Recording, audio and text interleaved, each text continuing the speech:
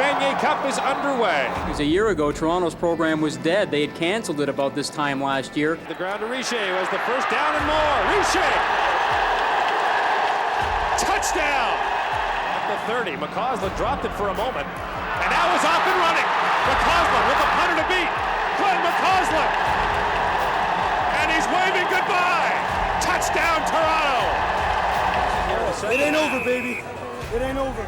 It's to tie the football game with 10 seconds left. It's blocked!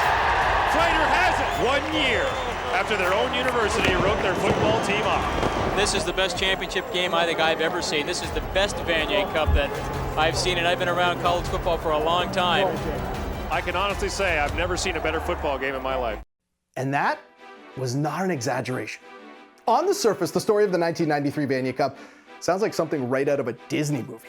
You got a long, storied football program left for dead, saved by the alumni, and the very next season, they win the Vanier Cup in one of the most dramatic games in history. Almost seems made up, right? Well, nope, this actually happened. And people are still marveling at this incredible story decades later. But even though this story is of the 1993 Vanier Cup, it really begins 11 months earlier in December of 1992.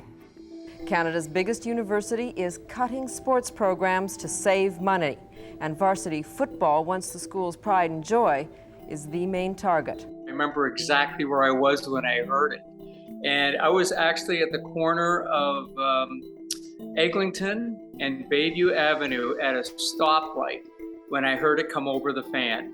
They were talking about it, said U of T has decided to discontinue their football program after over 100 years of playing, and I just could not believe it. The athletic department was facing a $1.2 million funding shortfall, and they looked around the budget, and what was the most expensive item?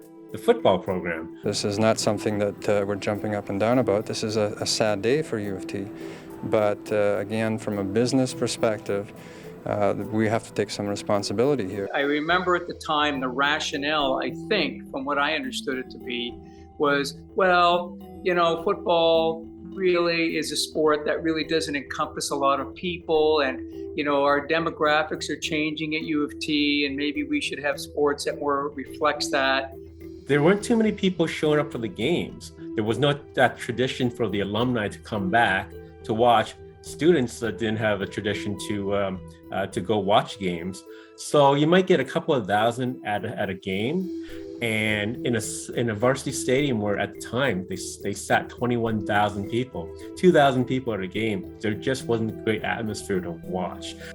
Yeah, I think in the moment you don't realize, like, as a player, we're kind of focused on, you know, practice, games, like the team itself. So you hear the news, but I think you're just waiting to see, you know, it's business as usual until something actually happens. And we had a great core of alumni that really stepped up during that time period. They had this plan where they were going to split the cost of running the team, which is about $250,000 a year. They proposed this plan where they would split the cost of the school for about 5 years, and until the program became self-sufficient. And because of that, they came back from the dead. You know, as the cynic in me would sit there and say, well, maybe these were all done on purpose because the university knowing that, hey, this could relieve a little bit of financial stress from us by having the alumni kind of step up and take a leadership role in kind of raising some of the money. The students usually pay for it through activity fees and so on and so forth. And if they can raise other money, then what they can do is take that other pool of money and use it for other sports that don't generate any revenue.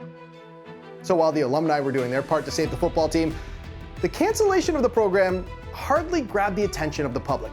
And you can see why. If you were a sports fan in Toronto in 1993, you already had plenty to cheer about. Less than a month before this Vanier Cup game, Joe Carter touched them all to lift the Jays to their second straight World Series. The NBA, they had rubber-stamped the Raptors as their league's newest franchise. And in May, the Leafs had come within one game of reaching the Stanley Cup final. Toronto's a tough market anyway. I mean, you know, just take a look at It's a very competitive market. People are either Leafs fans, Argos, now Toronto FC. I mean, the Jays, of course, Raptors. I mean, there's so many choices. Really, it has to be primarily supported by, I think, college programs, by your alumni and by your students. It's pretty much how it has to happen. To the outside person, when there's no allegiance to something, it's a little more difficult. But because if you're a Western grad like I am and you live in Toronto, I'm not necessarily going to a U of T game. That's kind of unless they're playing Western. We were all fans of those teams as well. So I'm a big hockey fan, baseball fan, and I know my teammates, we were just happy for them. So I think we could all coexist in that environment. But among college football fans and the media, this story took on a life of its own. People started calling the Blues the miracle team, and everyone got caught up in it.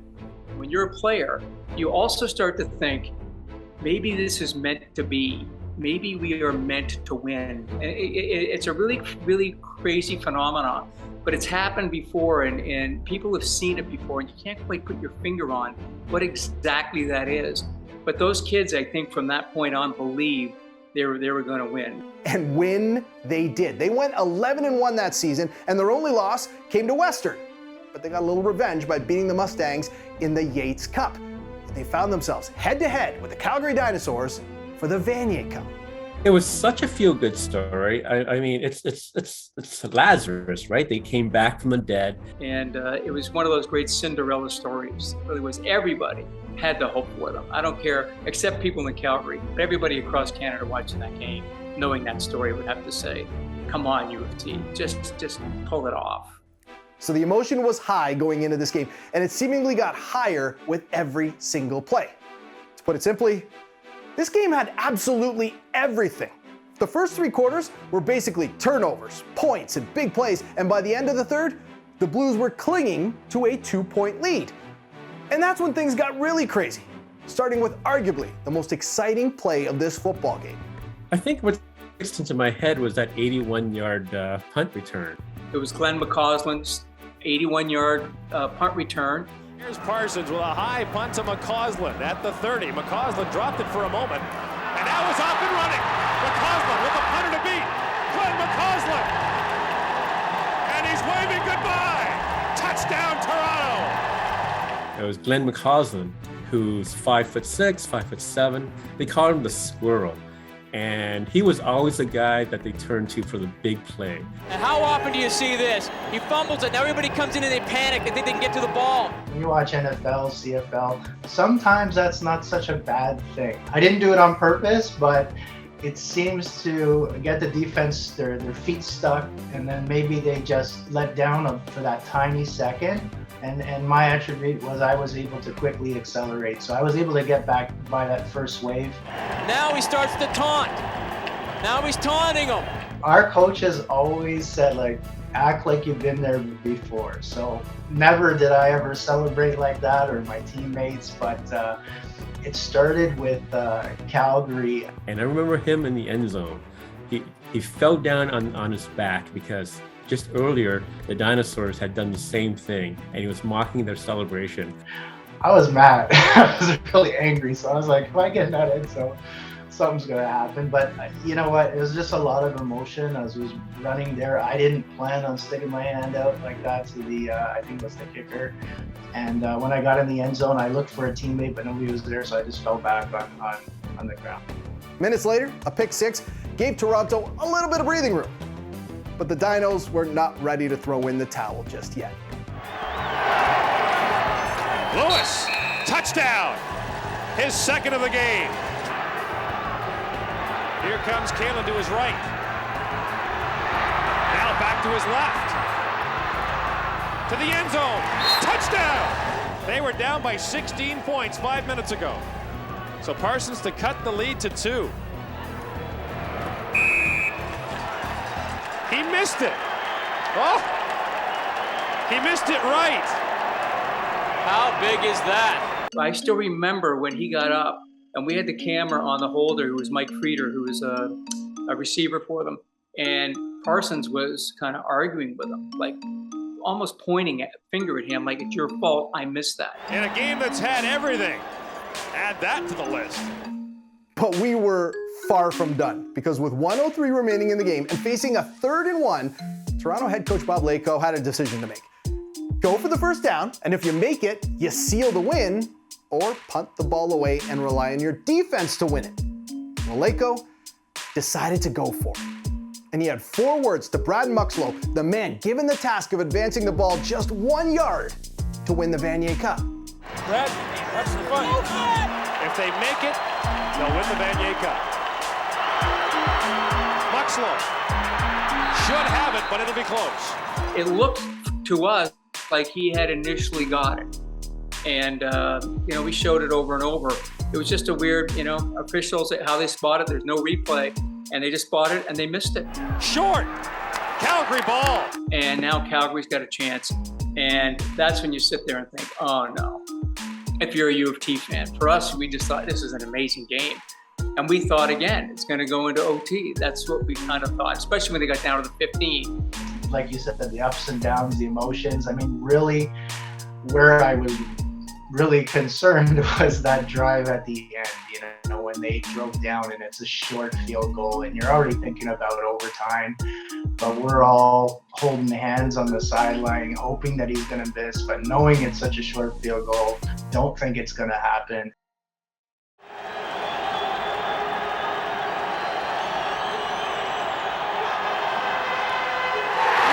blocked. Trader has it. Knocks it ahead. The ball's still loose. I believe Toronto has it. And that'll be the Vanier Cup with 2 seconds to play. John Raposo, shooting the A-gap with his left hand up and knocking the ball away. And that was quite a finish. John Raposo does what he does. And that was just like I said, we were the team of big plays, and individuals stepped up and the team stepped up. Are you kidding me? The most important block that you have to make is that A gap block, A and B gap, between guard, center and guard and tap. But anyway, I think the kick would have been good, but it was just one of those things where Raposo get that big left mid up, and that's it. If I did watch the game, I just like to see the emotion of Coach Laycoe. So, our team wouldn't be the team we were without him and the coaching staff. And I know he's passed now, but he was like, he gave a fist bump and he was happy. It was like, wow, he could get happy. That's what I remember. Like we did it for him, and he was just a really good man. And what a way to cap off an incredible story. They went from the lowest of the low to the highest of the high in a matter of 8 months, 9 months, whatever it was. And you just think, that's really quite a journey. It's like climbing Mount Everest for those guys. There was just a sense of redemption, that all the hard work that they put into finally came through. That here's this team that had been given up for dead, that they were told, you're too expensive to continue to run.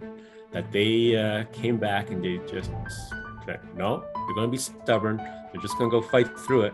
And they did. I think they were really a team of destiny. I think there was a couple of incidents, as I said earlier, during the season or even the playoff run, that I think they felt we're destined to win this thing.